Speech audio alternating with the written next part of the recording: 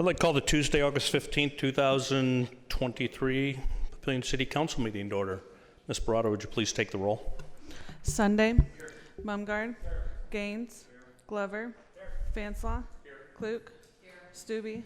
Ingberg. Would you please join me in the Pledge of Allegiance? Pledge allegiance to the flag of the United States of America and to the republic for which it stands, one nation, under God, indivisible, with liberty and justice for all.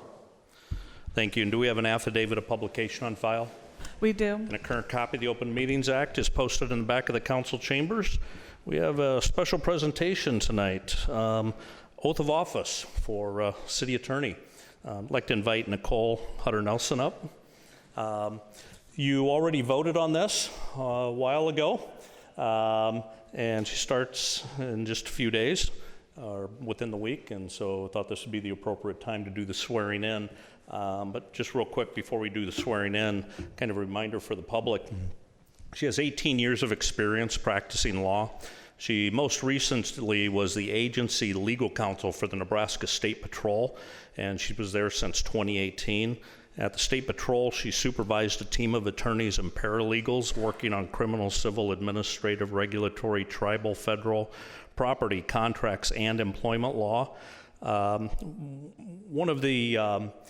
We had some really good candidates and came down to two really strong candidates. And then you're trying to think what tips it from one to the other. And I think it was a little bit of the unique experience at the State Patrol that will directly apply to Papillion. If you think from any municipality perspective, what is our highest potential for liability? It's probably something in the police or public safety arena. Thankfully, we've never really had any issues there, but any municipality in the U.S., I think that's their highest exposure. Well, at the State Patrol, she was a lead legal instructor, taught courses including constitutional law, arrest, search and seizure, Fifth and Sixth Amendment law, courtroom performance and report writing, law enforcement liability, and legal aspects of supervision. And so again, that wasn't specifically the hiring criteria, but that was probably the tipping point of what put it over to her. Before the NSP, she actually worked with Sarpy County Attorney's Office, deputy attorney in the criminal division, and she's been in a variety of roles since 2005. So extensive legal background, strong leadership, and graduate of Creighton University School of Law. And pending the oath of office, she'll be starting in within about a week. So, you want to take the oath? Absolutely. Come on up. Excellent. Thank you. I state your name.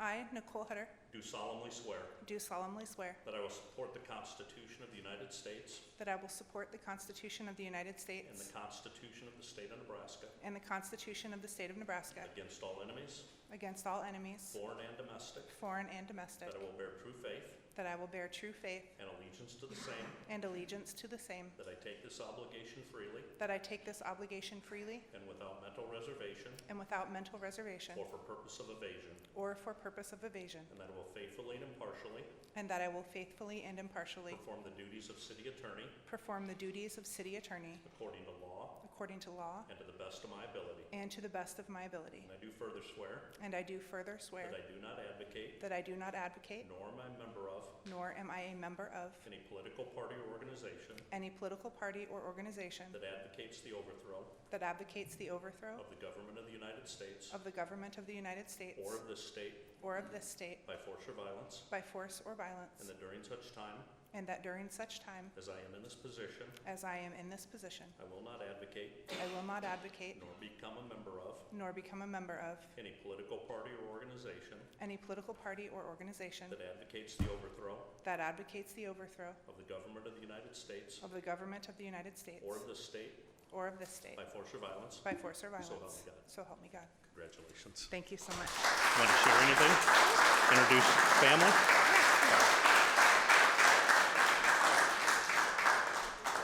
Do you want? Oh, yes.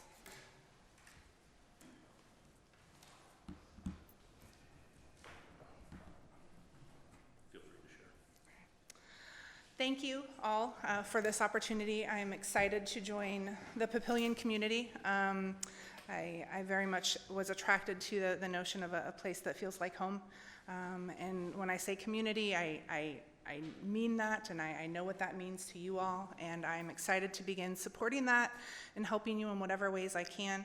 I am joined here tonight by my husband, Jeremy, seated in the back. We left our 8-year-old daughter at home. She's just getting started in school, and so she's a little tired and a little worn down. But she was very excited for me to start this new position here. I'm starting on Monday, and I can't wait to hit the ground running and just reach out anytime any of you need anything. Welcome. All right, thank you. Thank you for joining us. Congratulations.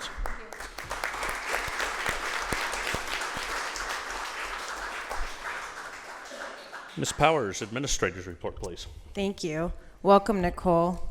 And Alan, he must like us because he's willing, just so you guys know, he's willing to stay part-time for us. So we're excited to still have Alan. So even though he won't be serving in that role, you'll still be seeing him around City Hall. So thank you, Alan, and thank you for all of your service. It's been great having you in that role. So, but still excited to see you. And so then just moving on to my report, as you're aware, the city will need to do a ward redistricting or ward boundary redistricting due to our most recent annexation. And as with past redistricting, once again, we've contracted with MAPPA to help us with those suggested boundary changes so that they're compliant with the state statutes. And one of the state statutes is that the new ward maps must be in effect by December 14th, which is 180 days after the June 23rd annexation. So you will be seeing those, and we are having those discussions on what those boundaries look like based on MAPPA's recommendations. And the intent is to have that on the September 19th agenda for the first reading.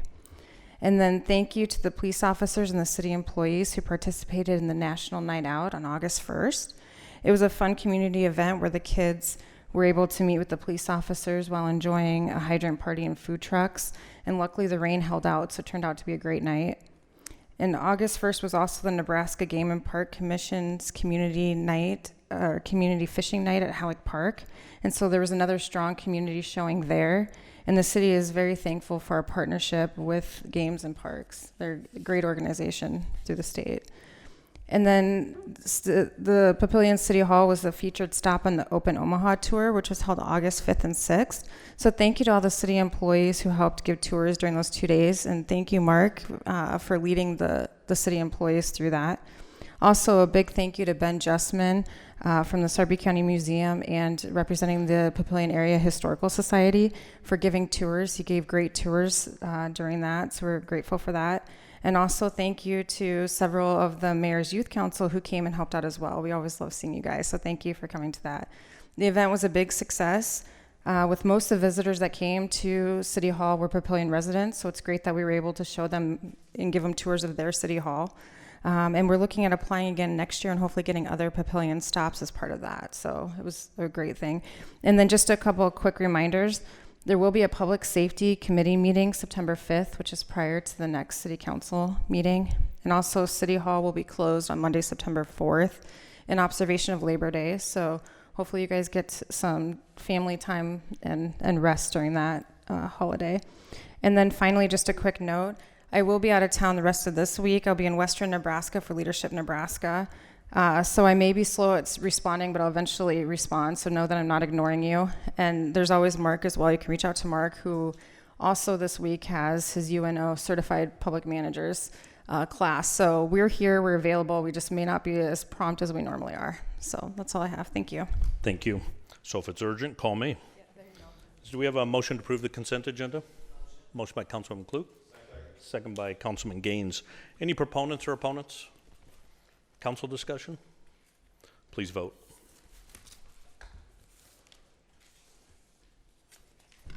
Eight yeas, 0 nays.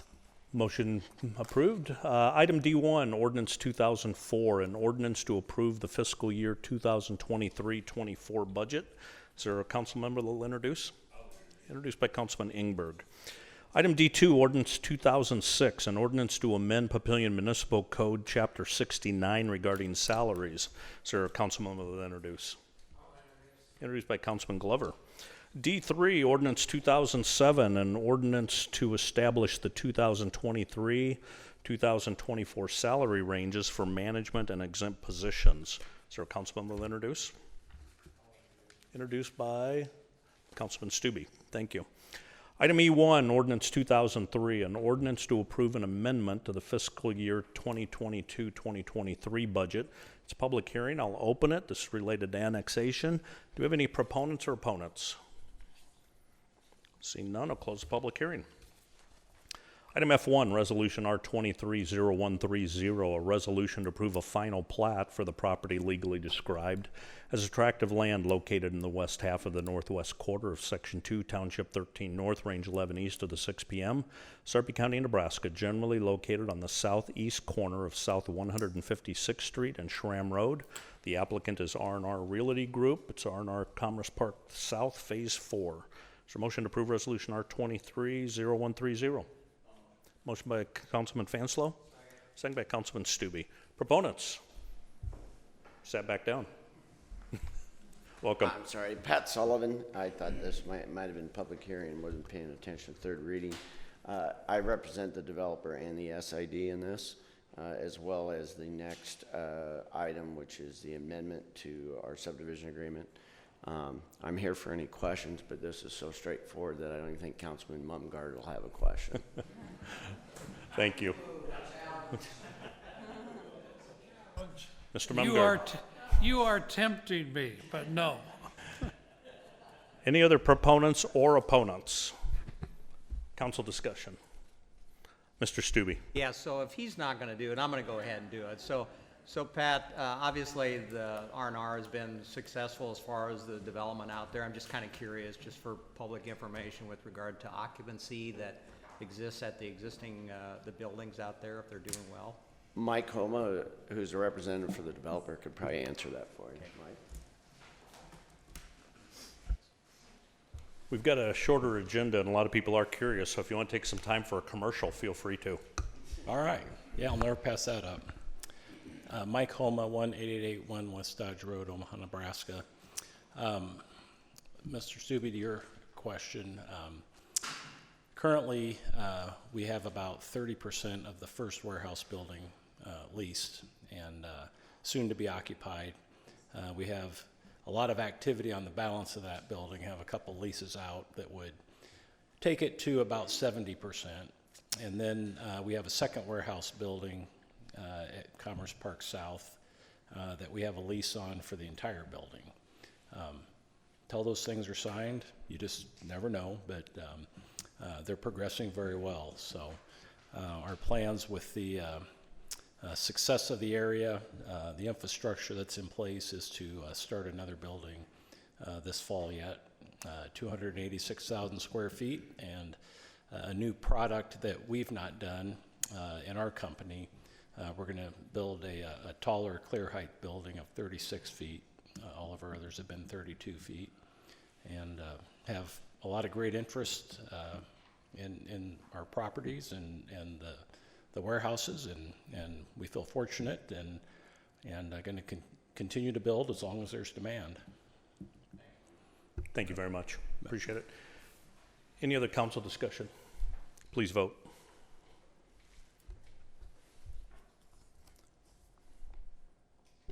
Eight yeas, 0 nays. Motion passes. Related item F2, Resolution R230131, a resolution to approve the First Amendment to the R&R Commerce Park South Subdivision Agreement.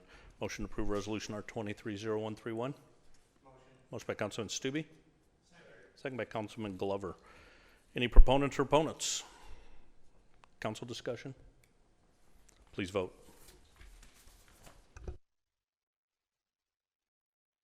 Eight yeas, 0 nays. Motion passes.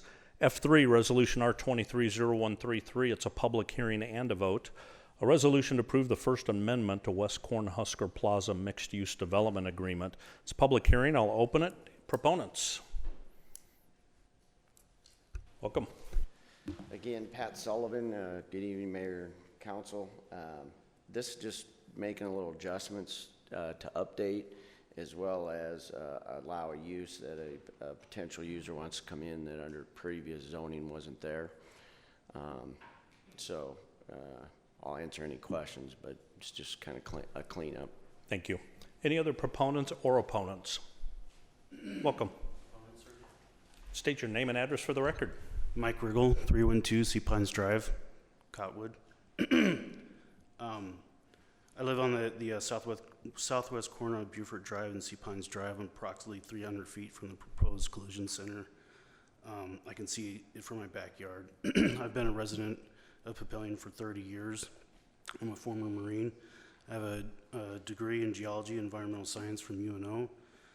I'm a professional geologist, and I've worked in environmental consulting for 17 years, and have conducted hundreds of environmental site assessments on facilities such as collision centers, dry cleaners, gas stations, etc. Most of those were phase 1 environmental site assessments for property transfer due diligence. So I've done a lot of research that was early on in my career. I'm currently employed with the Army Corps of Engineers as a program manager for environmental remediation, and I'm a subject matter on emerging contaminants per polyfluorinated compounds, PFAS. I have extensive experience investigating and remediating environmental contamination such as solvents, heavy metals, petroleum, gasoline, and other regulated industrial compounds. So during my time and when I used to do environmental site assessments, I'd often see through FOIA requests the notices of violations for facilities like this, where they have spills, unregulated emissions, or unreported surface runoff, improper storage of hazardous materials, etc. I mean, the list goes on. And a lot of my concerns are from this facility, are the airborne dust that it would generate, the emissions, noxious fumes, not to mention the noise, the power tools, tow trucks coming in all night, all hours of the night.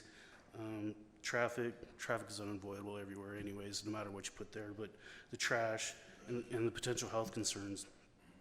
The US EPA, the Environmental Protection Agency, reports on their website that collision centers are known for environmental hazards, such as use of carcinogenic chemicals and materials. So it's a well-known documented fact that they use these chemicals and materials to conduct their business. My health concerns with having this facility so close to a residential area is that I'm concerned about my family and my neighbors that live there. We live there. We're not transitory like these the workers that would be there. They clock in, clock out, go home, wherever they may live. But we live there with that site. We live there with the potential contaminants that they may be generating. And so we have a higher risk because we have a higher level of exposure since we live there nearby.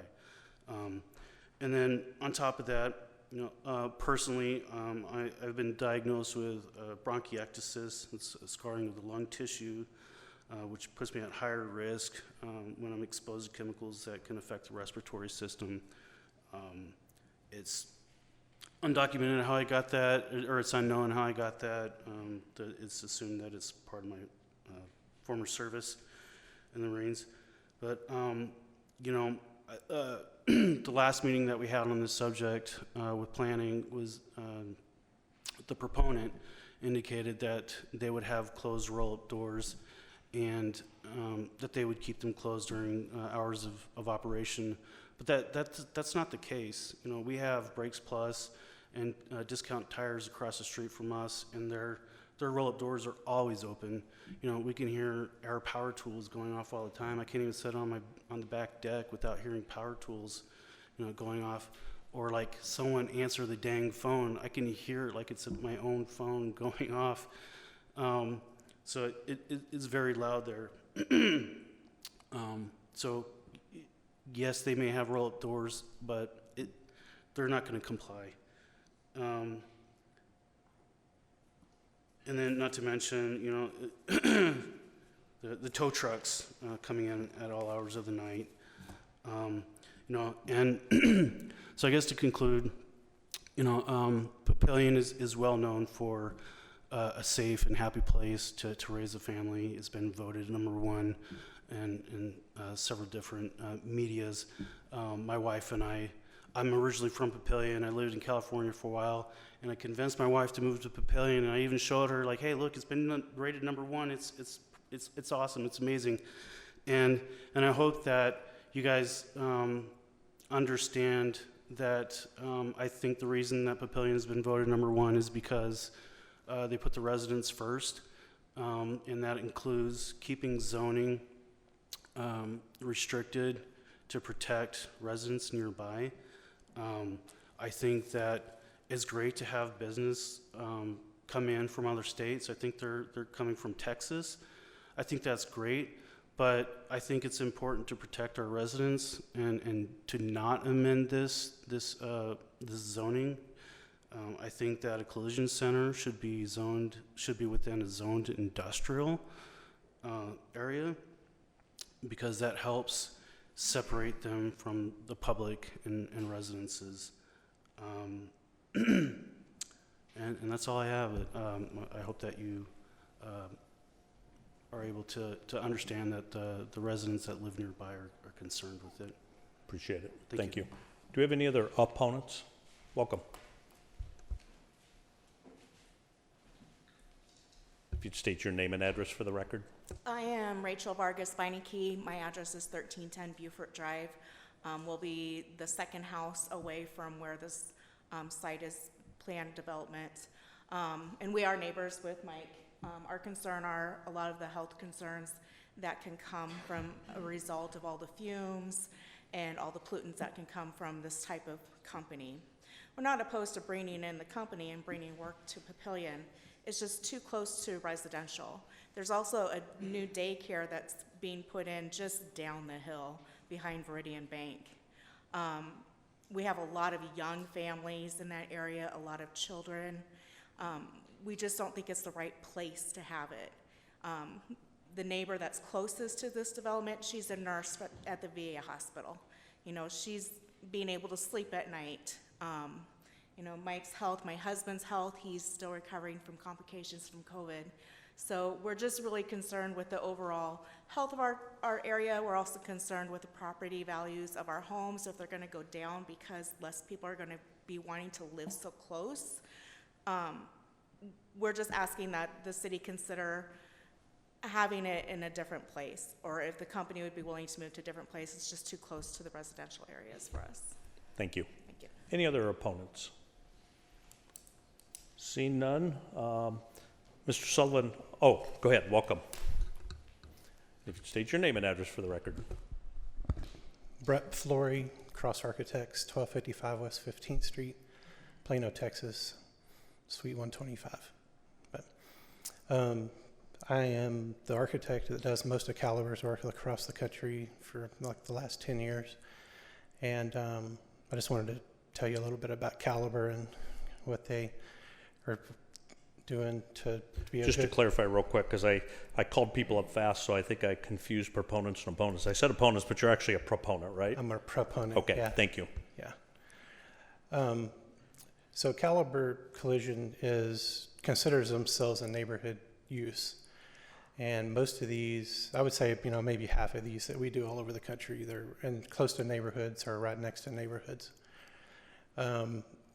We have to get special use permits, rezones, use variances, all kinds of zoning approvals with conditions on them, or if they're gonna, have issues where the neighbors are gonna be upset, or they're gonna, and so far, I'm not aware of any issues over 12 years of doing this with them come back on them.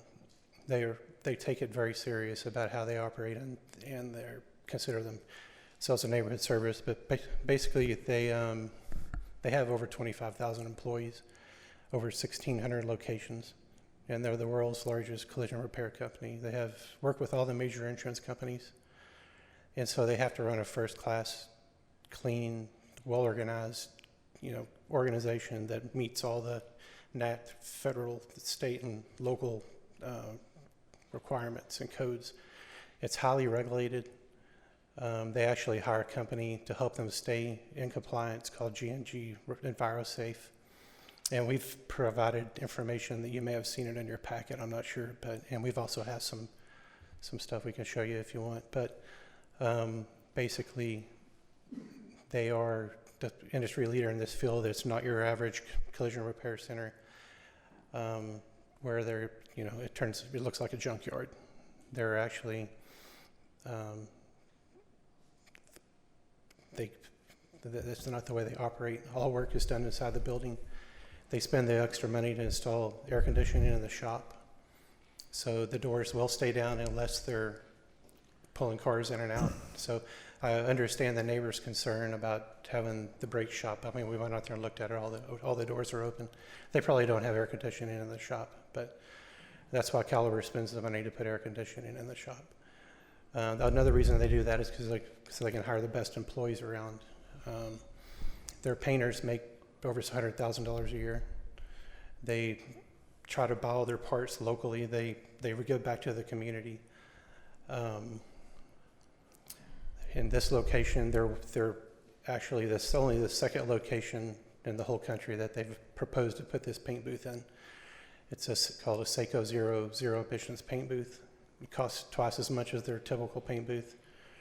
It's got a 4-stage filtration system. The typical paint booth they use that meets all EPA standards, all their stuff meets all the standards. Their typical paint booth has 2 filters. This has 4, and it's wet filters, or other paint booths are dry filters. So it recycles the air, purifies it, and then on top of that, so just that right there exceeds EPA standards by 99%. And then on top of that, we're going to put a charcoal filter pack on there that will basically get the emissions down to 0. So on their typical paint booths, the air coming out of the stacks is cleaner than the air you breathe walking down the street. This one will be just above and beyond clean. They don't, like I said, they don't, about the flatbed wreckers coming in after hours, they do not allow their wrecker services to deliver cars after hours. They will pay the wrecker service to take the car to their yard to hold it there until the normal business hours, if that's the concern. So there's not any noise during the, at night. They do normal business hours like 8 to 6. Sometimes they'll be open on a Saturday morning. Typically they're not. So, I'm happy to answer any questions you have, but there's... Mr. Sunday. Thank you. I do have a question or two.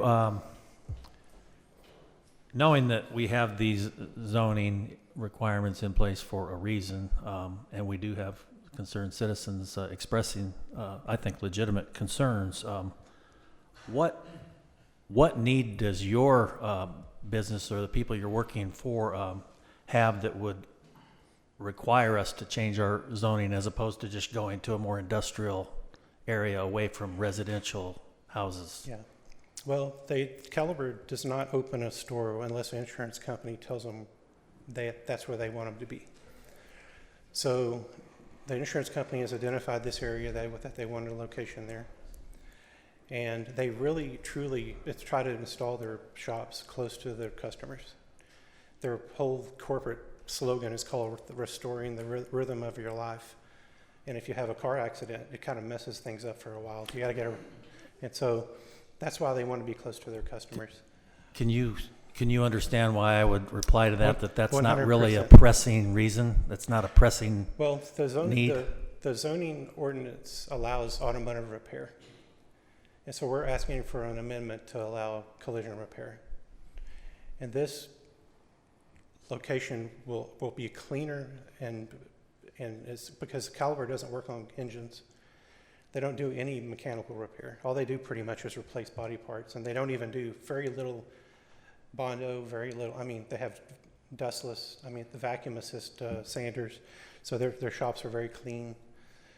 It's not your typical, stereotypical body shop. And if this was not an automotive use allowed at all, and there were no automotive uses out there, then I could understand totally your concern to not want to see this come here. But this is just an amendment to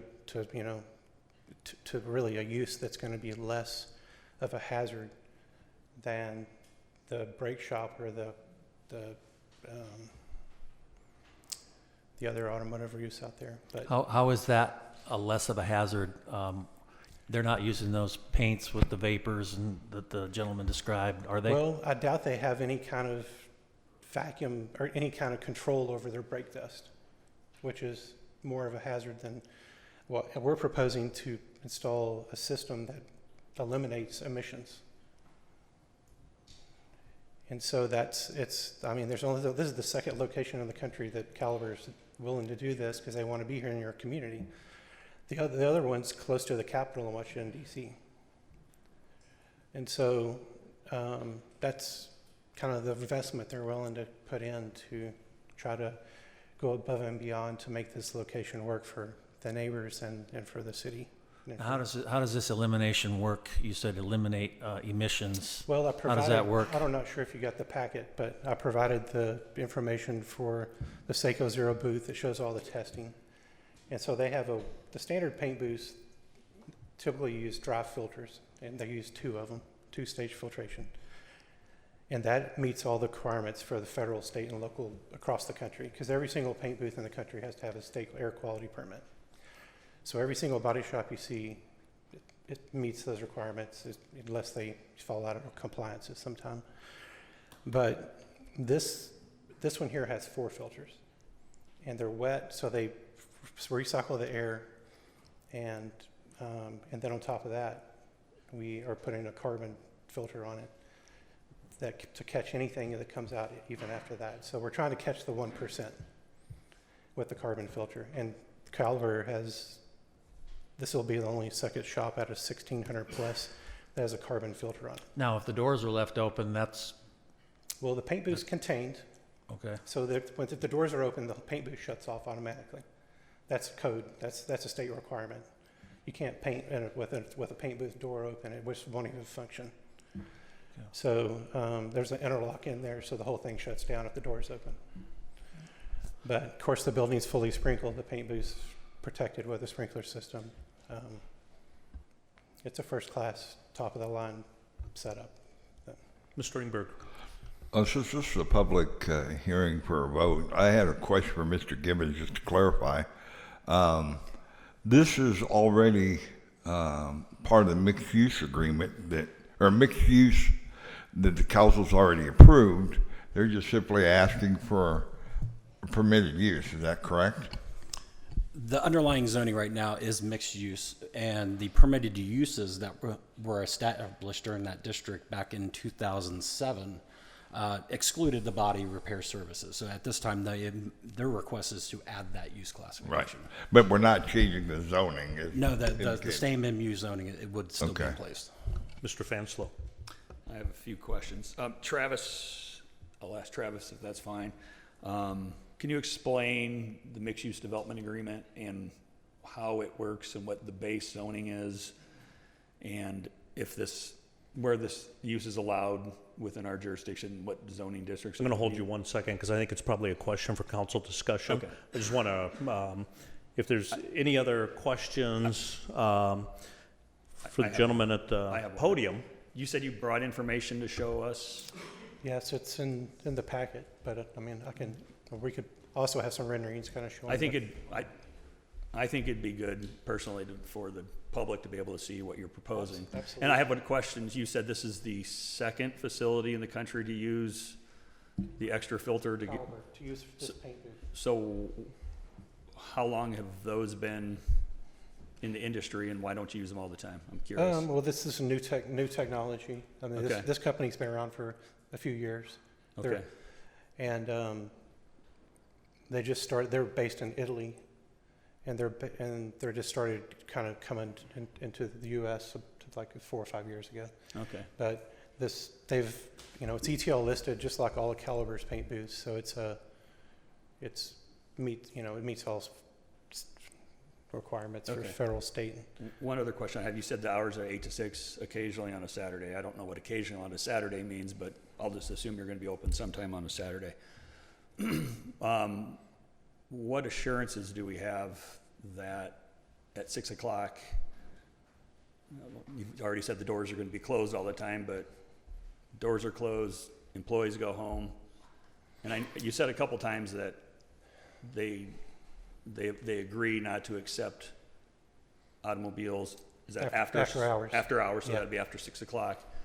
You said, I have two questions. You said they take it to one of their lots. I'd be curious to know where that lot is. And my second question is, I think it'd be very tempting for a tow truck driver to be cleaning up an accident on 72nd and Cornhusker and see your facility, you know it's there, and it's yeah. real convenient. So tell me how that would work. So. So I know I threw a couple of questions Yeah, at you. but- that's the reason why they will enter into a contract with one of the local record companies to store that vehicle at their secure lot. Okay, at the record. Because all the record companies usually have a lot they own or they rent or they something like that. And so they can store their vehicles at that secure lot until the next business day, then they'll bring it over. Okay. Thanks for that clarification. You're welcome. When we get to discussion, we'll circle back on your question with Sure. Mr. You bet. Bivens. Mr. Mungard.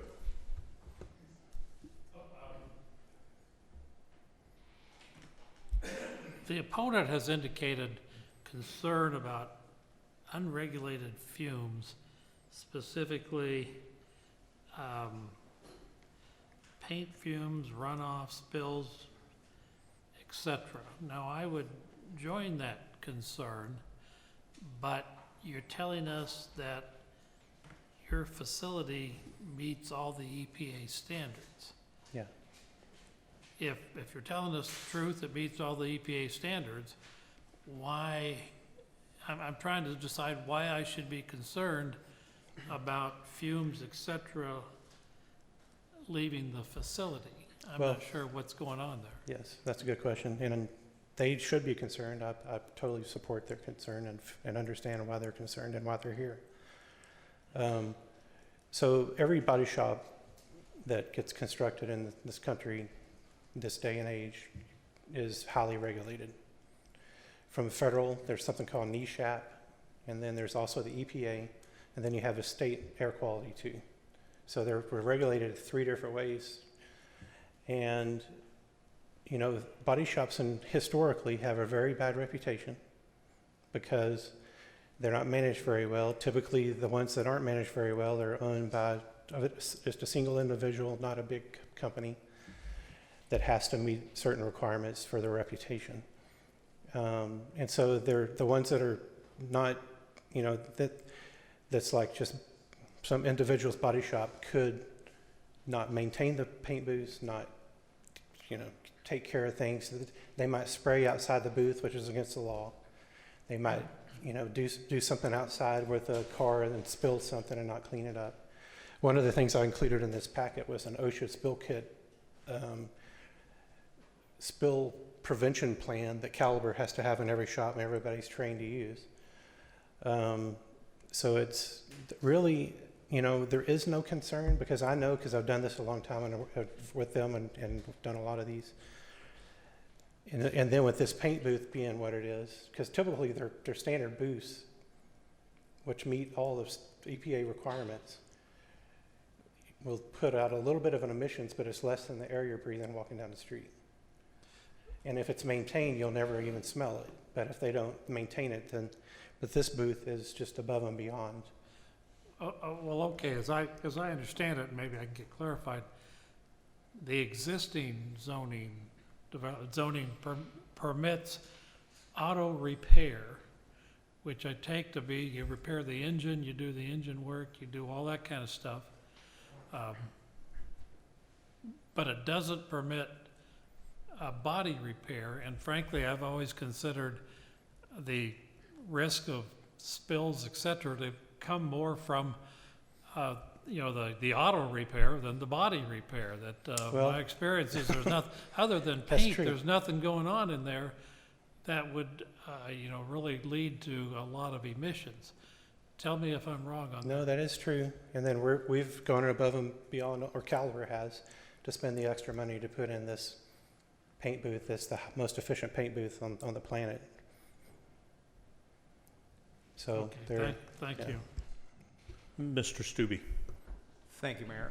Couple questions. One would be, you indicated Caliber is the largest in the United States? In the world. In the world. Yes. And so, if I remember correctly, reading the Planning Commission minutes, that this store is a corporate-owned store, it's not a franchise. Is that typical with all of the Caliber stores? Yes, all their stores are corporate owned. They have no franchises. Okay, so I'm going to make the assumption that because it's corporate-owned, that there's probably a lot of controls that are placed on the employees with regard to how they're going to manage that, correct? That is correct. Now, the paint booth is self-contained within the building. Yes. You indicated that the building itself is going to be air conditioning, so once again, I'm making the assumption that the doors will be closed. There won't Yes. be noise emitting from the building. Yes. How do they address the issue with regard to like grinding and welding, those types of activities that go on before it actually ends up getting painted? Well, there's not as much of that as there used to be whenever you had to do actual body work on everything. But we've done sound studies, which I could have provided, but on these before, where we went out and had somebody get sound, put the microphones up and do an actual sound study on it.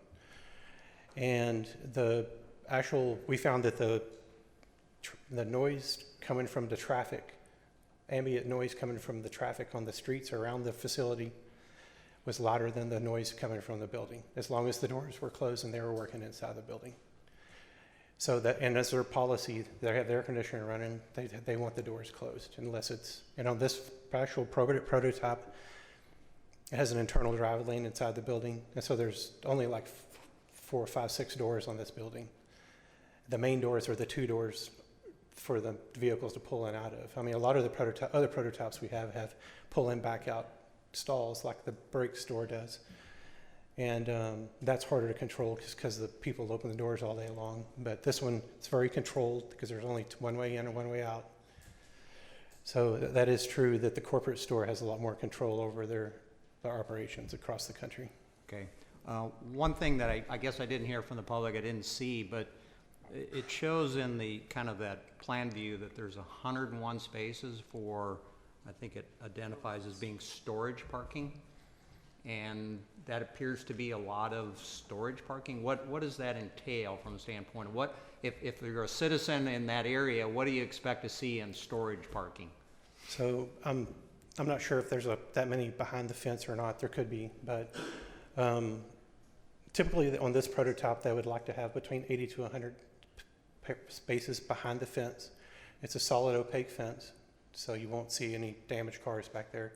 Plus, if a car's totaled and the insurance company says that they're not going to fix it, Caliber gets it out of there within 24 hours and it's hauled to an actual salvage yard because their place is not a salvage yard. They were in the business to repair cars, not store damaged cars. So they typically will like to have 2 or 3 stalls outside for every stall inside, just for staging of cars that come in or might be waiting for a car to come out. Then what they try to do, if the car is drivable, is they'll have the customer set up an appointment, order the parts, especially nowadays when it's harder to get parts. And then whenever the parts are going to be delivered, they'll have the customer bring the car back, drop it off, and then they can fix it as fast as they possibly can, which they try to get it done in 4 or 5 days, but sometimes it takes longer. Sometimes they'll have to pull a car out if they get into it and it's more damaged than what they thought it was, and they got to order more parts, so they'll put it out. That's the reason they like to have 2 or 3 spaces outside for every space inside. And then they'll have one for the completed car. If the customer hasn't been able to come pick it up, then they'll store it outside in a secured lot. Okay. The other thing I notice is that it shows a lot of landscaping, and I don't know if that's required by the city or if that's a condition or something that Caliber does themselves. Mr. Gibbons, can you answer that? Yes, as part of the mixed-use development agreement, there are landscape buffers, and there's also for the actual development itself, and then there's perimeter landscaping, interior landscaping, And also, we have what parking lot landscaping requirements. So the conceptual site plan that was submitted for the request meets the minimum requirements of the mixed-use development agreement and also our city code. But a full review of a site plan would happen with the building permit if the amendment is approved. Thank you. Mr. Gaines. I just had a couple quick questions. And excuse me if I missed this, but what company are you employed with? Cross Architects. I And- don't work for Caliber, but I do a lot of their work, and over the last 12 years, I do most of their work. So generally speaking, are you an architect? Yes, I'm an Okay. architect. And okay. The only question I have right now prior to council discussion is, we're talking about this 4 filtered filtration system. What is the minimum standard in this industry for a paint booth? The EPA requirement or state of Nebraska requirement, whichever is more strict. Pretty much, they typically all go hand in hand. You know, the state requirements will go in line with the federal requirements, except in California, where they're even stricter than the federal requirements. And so we do a lot of these in California. And with there, we have to like store less paint in the paint booth because they have counties where they're already maxed out on their VOCs for that year. And anyway, they keep track of all of that. So this is highly regulated. Okay, but my specific question is what is, you're telling me that with these 4 filters we're near 0 emissions. My specific question is, what is the exact emissions that are allowed at this location if they weren't using those filters? Well, I think, and I hate to quote this, but it's measured in like microns or something, particles, and I think it's less than 1% is what's allowed. I would have to research that and tell you exactly what the EPA standard is. Okay, and I'm not trying to put you on the spot, but if I'm going to vote for something that is going to affect residents of the city, I have to have this totally information. Understand. So. But I can tell you that this booth that we're proposing to put in here exceeds the EPA standard by 99% without the carbon filter that we're going to put on it. Okay, I'll reserve the rest of my comments for council discussion. Thank you. Any other proponents or opponents or neutral? If I may, just for a Yeah, and minute. the common practice is everybody gets one shot at the podium, but if there's a lot of opposition, I've got a standard practice of allowing the applicant 2 minutes for a rebuttal. Mr. Sullivan. 2 minutes. Thank you, Mayor. Just short. I think what I'm hearing the architect say is this is not your father's Oldsmobile. It's a whole different world than what you dealt with body shops in the past.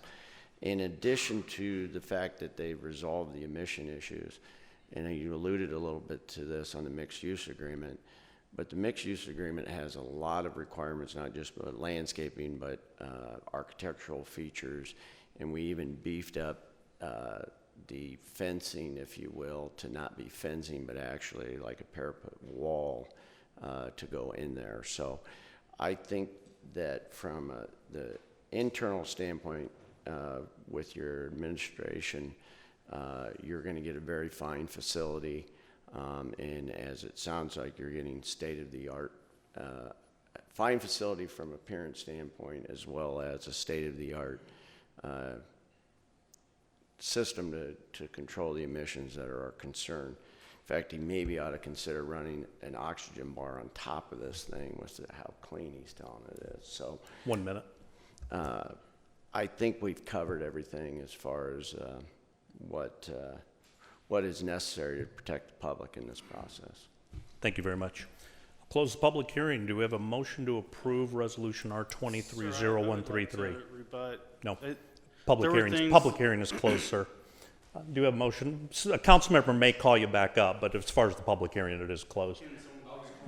When we get to council discussion, is there a motion to approve Resolution R230133? Motion by Councilman Ingberg, second by Councilman Glover. Council discussion. Let's start real quick. Mr. Mumgard, go ahead. And then we'll jump over to Mr. Fanslow. Or the first person. Yeah. I'm sorry, I got your name wrong, probably. Go ahead and come up to the podium. You can go ahead and come up. Yeah, you can Thanks. come up now. Thanks. sir. All right, now hold on there. You can only I get questions. Okay. Here's my quandary. I read your discussion at the Planning Commission and again tonight, and you seem to be focusing on, you use the term unregulated fumes. And you speaking specifically about spillage of chemicals, et cetera. But yet we're hearing that they meet all the standards that are out there. How do I put those things together? If they meet the standards, how is there going to be fumes, et cetera, that I should be concerned about? Sure. Yes, sir. So in my experience as someone who's investigated these types of facilities, typically what happens with these state-of-the-art filtration systems is that it works just like your vacuum cleaner or the filter on your refrigerator. They clog up over time and they don't work as efficiently. And so typically what happens is if this facility does not have quality management, that these filtration systems go unchecked over time, and they're only as good as well as they're managed and maintained. And then also with like air quality regulations, like the regulators don't come out very often, maybe once a year, to inspect these systems to ensure that they're operating at their peak condition. So typically it depends a lot on the state budget and whether or not they have the budget to go and inspect hundreds of these sites across the state.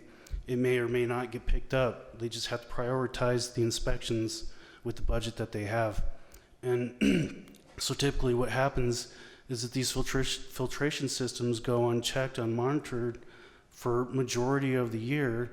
And if an inspector comes in, they get popped and then they get a notice of violation, and it goes on the record. And that's how I'm, as an investigator in my previous career, that's how I have this experience and knowledge on how these facilities operate. There's often improper handling of materials.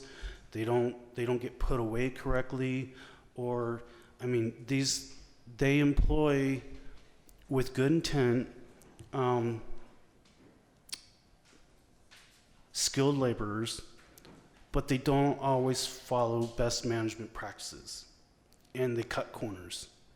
And if business is not doing well and it costs $20,000, $30,000 to upgrade or replace filters on this filtration system, they're going to cut corners. And the other concern that I have is... Hold on. Did that answer your question? Yeah, thank you very much. Thank you. Thank you. Mr. Gaines. But hold on a second. Yeah, you've answered my question. Thank you very much. Now, Mr. Gibbons, I have Thank a you very question. much. You can go sit down. Yes, sir. Thank you. I have a question for you. I'm trying to figure out this makes sense of our zoning laws.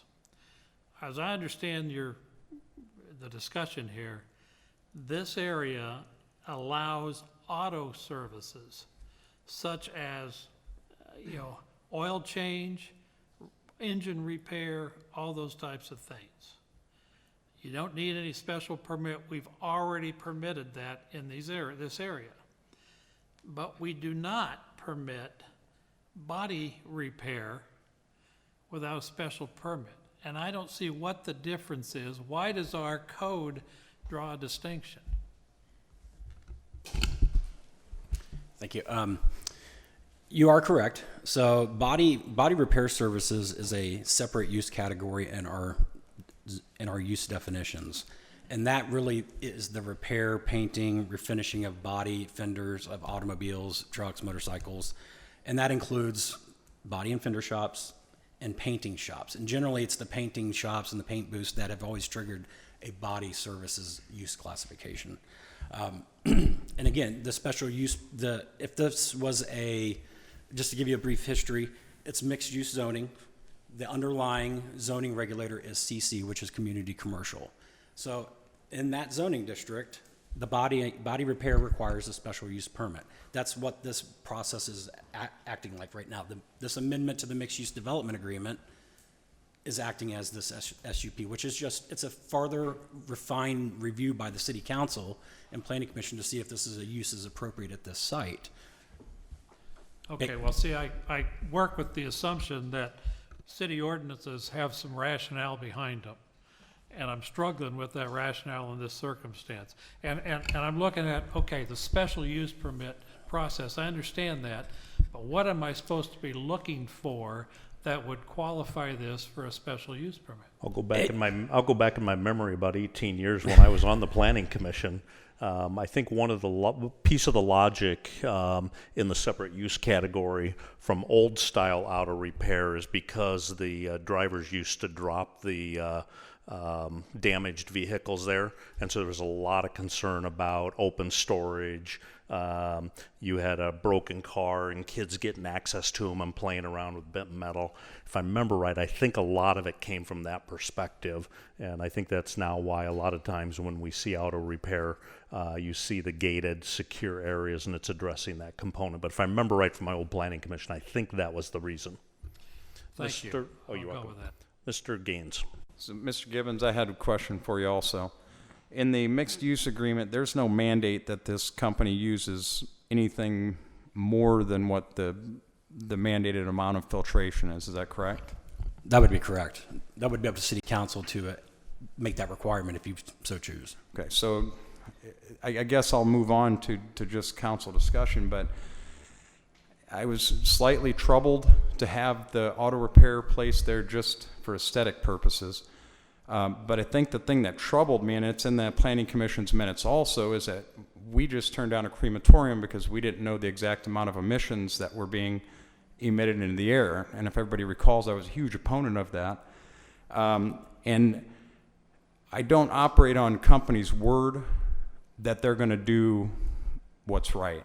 I don't operate on a company's word without an expert here giving me testimony to what the minimum levels are, as opposed to an architect who I understand he designs it. But in 5 years, who's to say that this company's not going to turn around and use a single filter if that's what's mandated by the EPA or the state of Nebraska?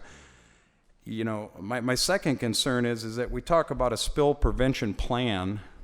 You know, it's not an absolute thing. And I do know we allow oil changes and things like that, but we're bringing in cars on this premises that were in accidents.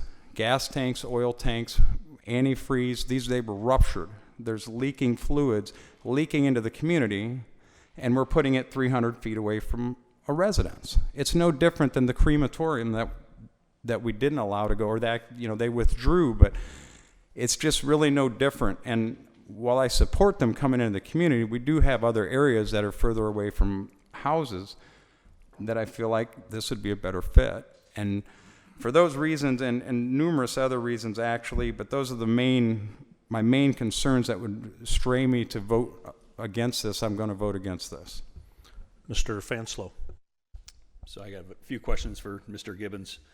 But before I do that, I agree with Councilman Stubbe. It seems like a lot of parking, so I'll get to my final point when I get there. But I just want to make a few things clear, and Travis, you can just yes or no. I mean, the zoning code is set up. Zoning codes are set up for, correct me if I'm wrong, but for uses to coexist next to each other with the proper measures in place. Correct. Yes. Setbacks, buffer yards, use permits that add on extra conditions. Where, you know, the conversation about auto repair and auto body, and I was thinking maybe the code should change, and then I thought, no, the reasons why they don't is because if this was an allowed use, we wouldn't be having this conversation. We couldn't put on extra conditions or restrictions to this, so that's what this special use permit process is somewhat for, and then it's public information so folks can come here and testify. So tell me that the site meets all of the zoning regulators, site regulators for CC, and because that's the base zoning district for this mixed-use development agreement.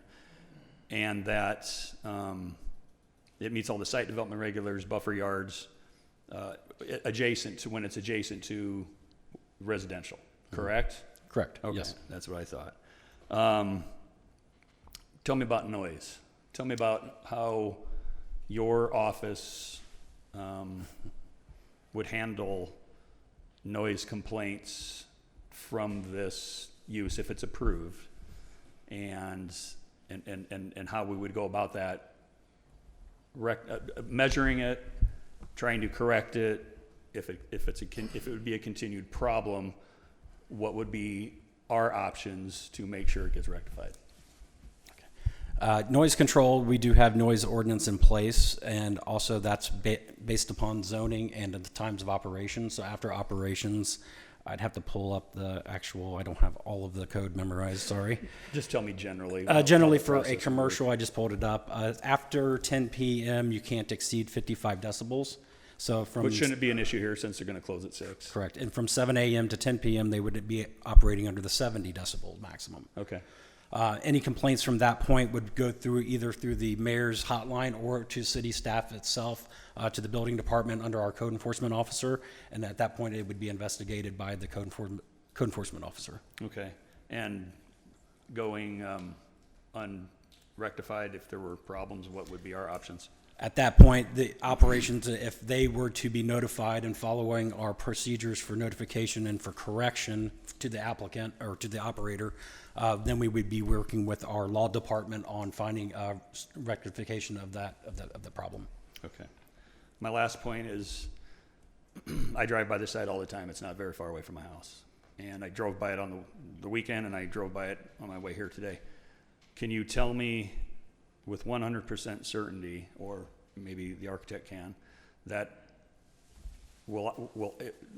if I drive by, or the public passing by this site, will we be able to see wrecked cars parked, or will they be totally screened from the public's view?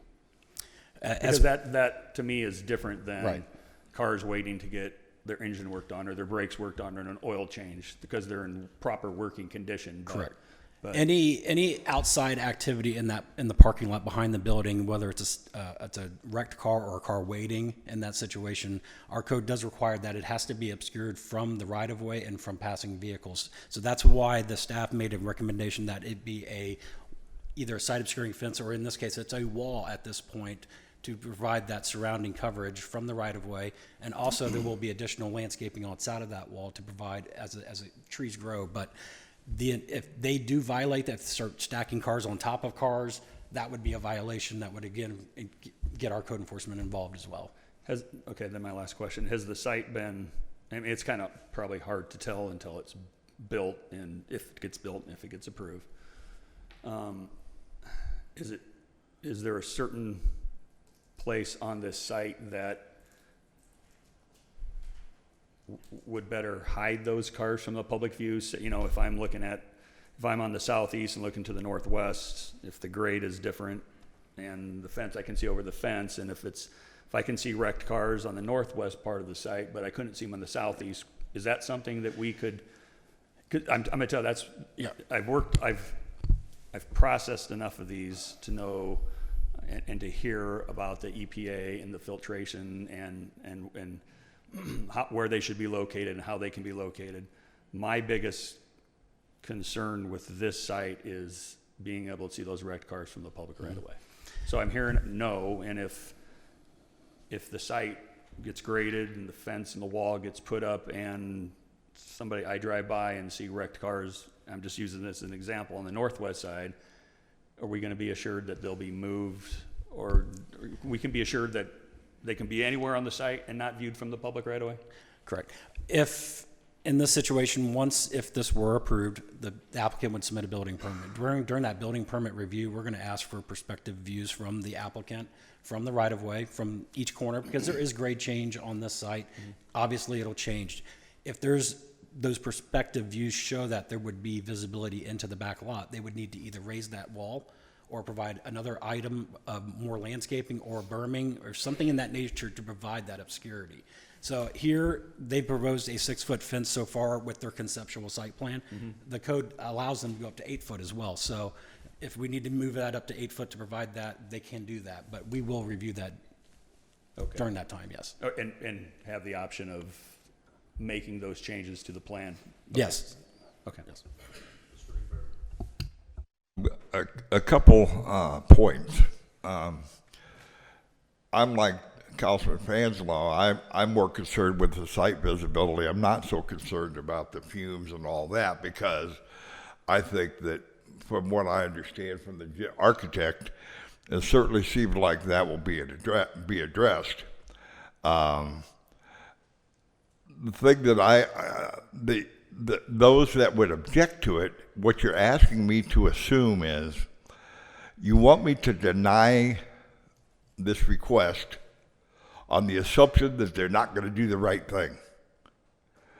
I don't think you eliminate a business that wants to locate here by assuming they are going to be bad business partners for the community. I don't think that's fair. Particularly when you have the architect here and the people representing the company telling us about the filtration. I'm not really prepared to say you're lying to me. I have no proof of that. I have no proof that 4 years from now they're not going to be taking care of the filtration system. I mean, we can certainly add some caveat to control that. And the thing I bear in mind, two other things, is we get another bite of the apple. I mean, they have to come back and have their final plat approved. And at that time, the council's free to deny it if the site questions you had and I have aren't taken care of in the permit process or in the final plat process. And that's for that reason. I also respect our own staff. You know, they've looked at this. They're familiar with these circumstances. We have other body shops in Papillion. When they tell me, and I think our main concern should be, are they complying with what we require? Are they complying with what they need to do to get a special use permit? And as far as I can see, at least to this point, they are. So I'm prepared to approve this and let it go forward, and then we'll take another look at the apple when we get to the final plat process. And if someone wants to add a caveat about the filtration, but I'm not prepared to tell this gentleman or these people, we don't want you here because we're going to assume you're going to be a bad business here in Papillion. I do want to clarify, after tonight, there will be another step in the approval process, but it's not with council. This is an amendment to the mixed use agreement, so the plat's already finally approved. So our vote is on the mixed use agreement, and then the next check would be the issuance of the building permit if it's in compliance. Okay. Ms. Klug. Thank you. You know, it seems like it's a good business. It seems to have the backing that says they've been doing it for a long time. So I appreciate and respect the business. What I have a greater concern about is there are locations that they could go in the city of Papillion that are approved that we don't have to do something special for. And I feel like when there are opportunities elsewhere that say this business can go in here without a special amendment or making special arrangements, or that we have to reread something 3 and 4 times to make sure they meet where our concerns are, maybe it's not the right location. And I respect that you said insurance helps you pick the location. I certainly hope you mean they helped you pick our community and not that they gave you the address. Because our community does have opportunities that are more commercial as opposed to our community. And our community commercial is meant to be more closed because it's supposed to be more protective to our citizens that make up our community. Businesses are important, and I want to welcome every business we can because it makes our citizens' lives easier. but not at the risk of one citizen may have to suffer while other citizens have more convenience, especially when we have areas that are more of an industrial commercial area where these types of businesses, the auto bodies, are, in my opinion, more designated to go. So I welcome caliber collision, but I really want it in the right zoning area. I really want it more in the industrial, or where it's more appropriate and does not take a special use to get it in there. You start talking about 101 car storage, that's storage, that's industrial, that's not community. 101, think about that. That's a large parking lot. And I appreciate the efforts with a fence around it, but that's a lot of 8-foot tall fencing in a community as opposed to houses with neighbors or smaller shops that maybe don't need an 8-foot fence to cover up the wrecks that are sitting in there. So I want to stay community oriented, especially in our community with the commercial side of it, to be more friendly. I heard the comment about they have spill kits and they know how to use them. To me, that's almost saying, I know we're going to spill something, we'll take care of it afterwards. Well, when the milk is already spilled on the table, I don't mop it up and squeeze it in a cup to give it back to my kids. The same thing kind of with industrial uses, such as paints or other fluids that they may need to use. Once it's spilled, it's out of the container. I understand landscaping. I appreciate that, but you know, so often we rely on trees to be our landscaping, and a 6-foot tree sit next to a 6-foot fence or an 8-foot fence takes many, many years to grow to actually provide the landscaping. So I appreciate that, but it's still going to be a great big wall for many years. That is not what our community, not something to sit next to houses. I am hearing a lot of my other councilmen saying that they have concerns, but there are ways to take care of it. The simplest way to take care of it is to welcome this business into our community in the zoning where they should be and not requesting a special use. So for those reasons, I'm going to be voting no for the special use, but certainly encouraging Caliber to look at a location where they don't need the special use and where they're not so close to our citizens and in our homes. Mr. Sunday. Thank you, Mayor. I would echo the comments made by Mr. Gaines and Ms. Klug. I think their points are very well taken. And I would just add, I'm confident that there's not a single one of us council people here that would want this type of business 300 feet from our own home. Ask yourself that question. I'm certain that none of us would, even if we say we wouldn't mind. I think none of us would want that. And I think these concerns that these citizens have brought are legitimate. I really do. Anybody who's worked in manufacturing, I have. I was actually a plant supervisor for a while many years ago, and despite the employer's best intentions, things go wrong. Employees break the rules when the boss isn't looking. It happens all the time, all across our country, all across the world. It happens. It will happen in this place. I don't care how good their intentions are. Mr. Engberg said, what's fair? With all respect to Mr. Engberg, what is not fair in my view is for a business to come and ask us to change the rules for their benefit without giving us a full scientifically backed presentation. We had the architect, the proponent, assured us that the EPA standards were met, but I don't think he was able to articulate what those EPA standards were or are. That concerns me. So for all those reasons, I'm joining Ms. Klug and Mr. Gaines in opposing this. Thank you. Mr. Engberg. Well, I would buy the community argument a lot more if we didn't already have a brake repair shop, an auto repair shop, and various other shops already there.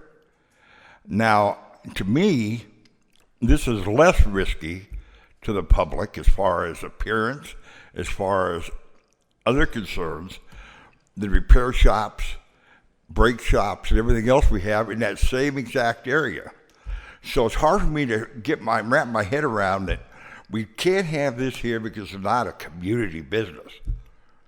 Well, you don't complain about the other businesses there that have their doors open all day long, have cars sitting out in their parking lot, fully visible, a lot worse than this place will be. So I can't wrap my head around that argument. So I'm still going to support it, even if I'm in the minority, because I think a business has a right to come to us and follow our rules and go beyond what our rules say and eliminate it when you've got 2 or 3 businesses that are more, let's say, not as pleasing to the public, not as regulated, that perhaps don't even have EPA concerns connected with it. So that's where I stand at this point. Mr. Stubbe. Yeah, just a couple questions with regard to what's noted in the staff report is that it says it should be noted that this amendment process is similar to a special use permit. So typically, if I recall correctly, special use permits give certain businesses or whatever special use, and if that business goes away, does that special use permit go away? And so if you can maybe address that. That can be determined at the special use permit. I think sometimes the special use permit can go with that specific occupant, and other times it can go with the property. And that's one of the conditions, is that's approved, and then you also have a right to put conditions on that special use as well. Okay, so I don't have any experience with this particular company, but based on what I'm hearing and what I'm seeing in front of me from the standpoint of the rendering that they're proposing, the fact that they are largest in the world, they're corporate owned. Obviously, if they were largest in the world and they're violating EPA, they probably wouldn't be in business very long. So I think they do things, from what I hear, based on the operation that they have, that it's a successful operation. I do have some concerns with regard to the quantity of the spaces that they've identified in the back for storage. I do have concerns with that.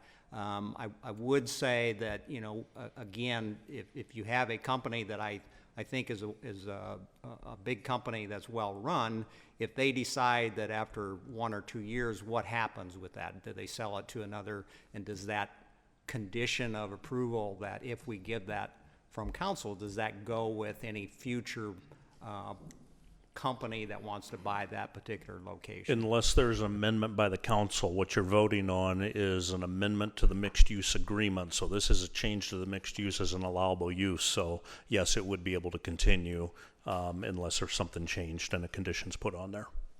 This is just like changing the base underlying zoning. Any other council discussion? Mr. Gaines. Just want to clarify 2 points quickly. Is that I think that anybody could ask any member of the staff here and talk about, I guess it was, I'm inferring from your comment that a vote against this is a vote of disrespect to the staff, and I take offense to that. I think the staff has done a great job. I think they do a great job on all these projects. But at the end of the day, the reason that we're sitting here is because we get the vote whether or not we approve. My second point is that it's my feeling, maybe it's not yours or maybe I'm wrong, but my feeling is that I operate on the assumption that most favors my constituent. So I'm assuming that in 5 years somebody else buys this company, or as the gentleman testified to, that they don't clean their filters or properly maintain their filters, or when this material is filtered, it's still on site. And I do understand there's EPA regulation, but I'm assuming in a manner that's most favorable to my constituents. I'm not going to assume that they're doing the best job that they can and then when they're not, my constituents pay for it. So those are I just wanted to clarify where my points, because maybe you misunderstood what I was saying. Luke? Yeah, just a point of clarification for me, please. If we agree to change this special use that we have for this whole area, does that mean not only that Caliber Collision comes in, but another collision company, or is it specific to this one business? Mr. Gibbons? This is specifically to Lot 2 only. So it's not, we made the recommendation in the report for the mixed-use agreement to be just for Lot 2. It cannot spread. So if Caliber decides not to build in 6 months and sells, we could end up with a different business. You could, but it couldn't go to another lot. To this user? Caliber, to make sure, because Caliber might have the filters. I'm gonna believe the gentleman, because he has no reason to lie to me. But what about the next one if something does happen? Mr. Ingberg? Oh, is that a question for the applicant or no? No, I Okay. didn't mean to call you forward. Thank you. No. No. Go ahead and sit down. Mr. Ingberg?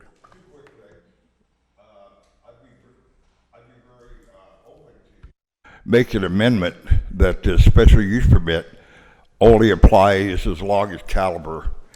Let me ask a quick clarifying question, because I think a couple have gotten there. Mr. Thielen, or conceptually with a special use permit, the council can put any condition on it once.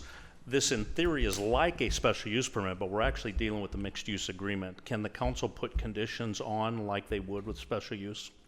Yes, I think so.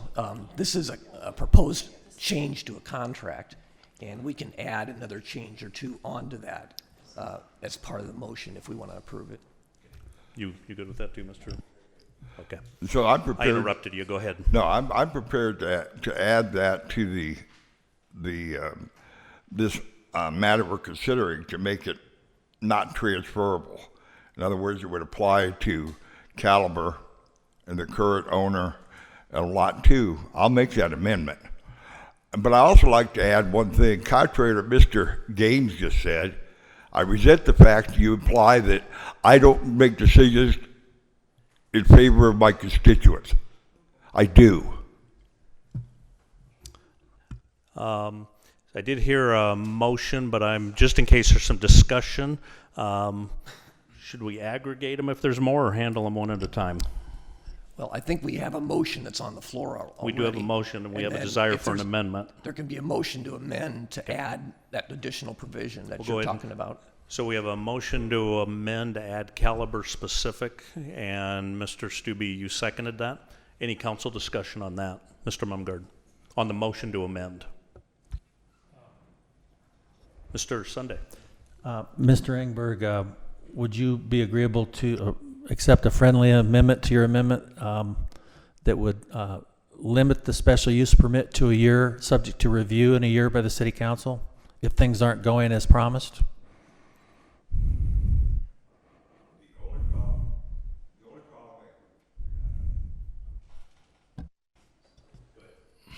The only problem I have with that is I don't know how realistic it is to, well, I hate to have a company. If I were them, let's put it this way, I think I would not want to risk investing anything into this if they thought it was at the whim of this council, who it may be different a year from now, decide that they don't want them here anymore. You know, I don't know if that's a wise way to put it. I think if you do the special use permit and it only applies to them and it doesn't transfer, to me, I think that's adequate. Thank you. So we have a motion to amend. Doesn't sound like the friendly amendment was accepted. Discussion on the motion to amend. Do you have another one, Mr. Sunday? No, I just wanted to discuss the amendment that as it is now, I can't support it because, well, I'll just respond to what you just said. I think if this company believes what they're telling us, they wouldn't have any problem with a 1-year renewal process because they'd be so confident that they're not going to break any of the promises that they've made. Mr. Fanslow. I'll just ask Mr. Sunday a question. I want to know what in that year period, I mean, I have a little problem with what you said. I don't necessarily have an entire problem with it, but what would be the conditions? I don't know if Mr. Aimberg's going to entertain your amended motion, but there could be a laundry list of, you didn't sweep the parking lot, come back in. So would be my concern. What I envision would be another hearing like this where the public's invited to voice what they've witnessed over the past year, and then let the council decide, no matter who's on the council at that time. So a generic renewal, a one-year term with a renewal? Yes. Okay. Ms. Klug? Thank you. I'm going to support this motion, that it be limited to just Caliber. I won't support the whole thing, but I will support the limiting it to Caliber only, because I want to at least have some control that if we are going to put an auto body in, that it's one that we've heard a lot about and not just give an open door to any auto body coming in. Any other council discussion on the motion to amend? Mr. Fanslow? I have one last question for Mr. Gibbons, since he's done with Mr. Aimberg, I guess. Hey, Travis, I have one quick question. Is there, if this gets approved and Caliber is the only, it's this applicant and this applicant only, and there are violations, I'm going to call them gross violations, but there are violations of what they agreed to and what was in the recommendation report and what was in this motion, is there a process where we can call them back at any time to have a hearing, and if those issues go unresolved, to revoke this agreement? I'm going to look to Mr. Thielen for that. I just wanted to get it out there, and if there's some assurances for some. That would be a breach of our mixed-use agreement with the owner. And so the remedies would be contained in that agreement. Usually just any breach of a contract can result in us being able to bring a legal action against the other party to the contract if there's a breach of contract. So it's just kind of a contractual matter. Okay, thank you. Mr. Ingberg? I'll throw another friendly addition to my amendment to you now. How about, because most concerns I've heard is about filtration, basically. That's the biggest concern. How about if, in addition to it not being transferable, we also make the requirements part of the special permit, they're required to maintain the SACO zero emission system that they've indicated they're going to use, that be part of the special use, that they continue to operate that filtration system in order to comply with the special use permit. Well, Yeah, I'll second that. So if we have to layer these motions. We've got our basic motion to approve. Then we have Councilmember Engberg's motion to amend to just keep it to Caliber only. And there was a second to that. And so now it's sounding like we're adding a third layer, a motion to further amend by adding the regulatory requirements that Should you're we talking handle about. those as separate items? So if that's the intention, make a motion to do whatever you said that you wanted to do with the regulations and wait for a second, and then we'll take them in that order, voting. So we're going to handle the motion to amend, we're going to handle two motions to amend. The one that's on the table is specific to Caliber. We'll vote that one up or down, and then we'll come back to the filtration one on top of that. Mr. Sunday. Aren't we following generally Robert's Rules of Order? Generally, yes. I believe you can amend an amendment that's being discussed, and that's what. I think that's what we're talking about. I think. So I don't think we need two votes. I did. I'm mistaken. Yeah.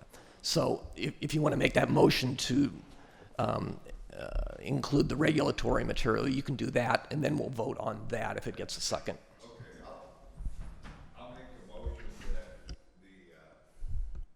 the special permit goes with Caliber and is not transferable.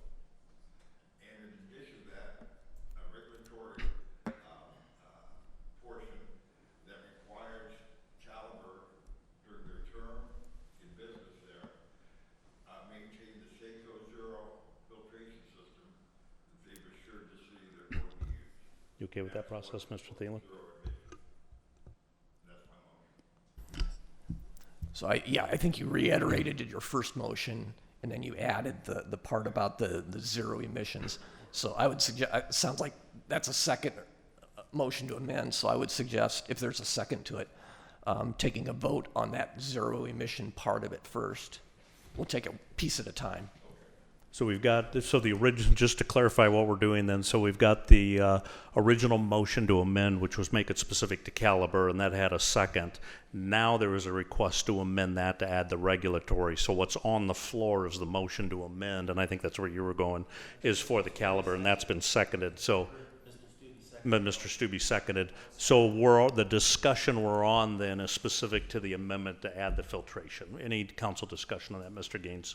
Well, I think that Mr. Ingberg could withdraw his amendment and make the amendment in the entirety, but what I would suggest, instead of transfers are prohibited, that any transfers are void, which is different legal language.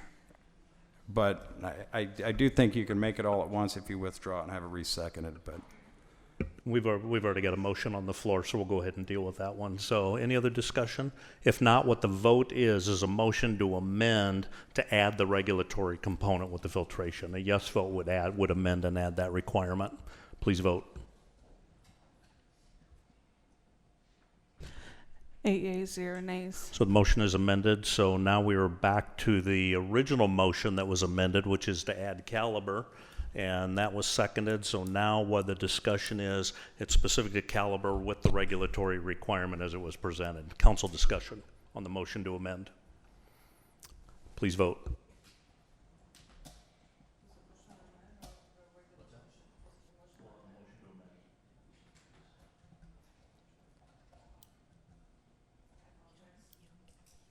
Pardon me.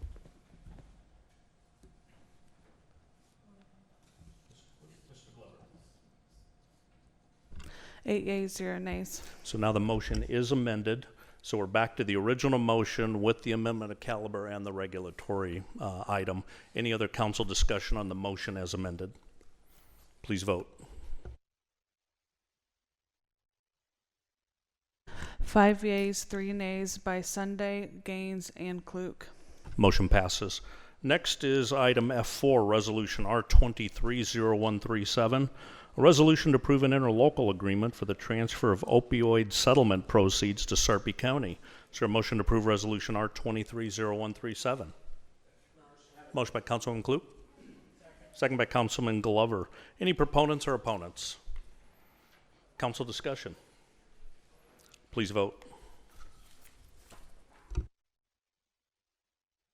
8 yeas, 0 nays. Motion passes. It's all the regular agenda items. Committee reports. I believe the F&A committee met. Mr. Ingberg.